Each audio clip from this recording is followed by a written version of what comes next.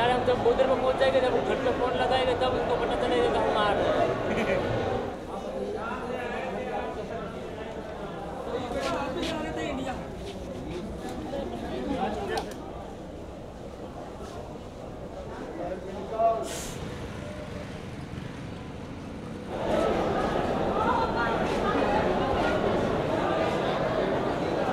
मेरे अम्मी को बहुत खास मैं याद करता हूँ और मुझे जा रहा हूँ मैं, मुझे बहुत खुशी हो रही है और घर वालों को भी बहुत खुशी हो गई और मुझे जेल में कोई मसला नहीं बना था।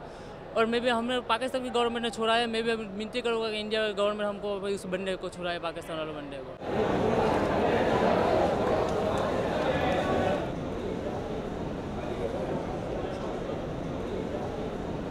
68 माहीगीर हैं जो आज रिहा किए जा रहे हैं। इसके अलावा जो मौजूद हैं अभी उनको भी जो है कौंसलर एक्सेस के बाद इंडियन हाई कमीशन वेरीफाई करेगा तो गवर्नमेंट ऑफ पाकिस्तान की हिदायत पर उनको भी रिहा किया जाएगा।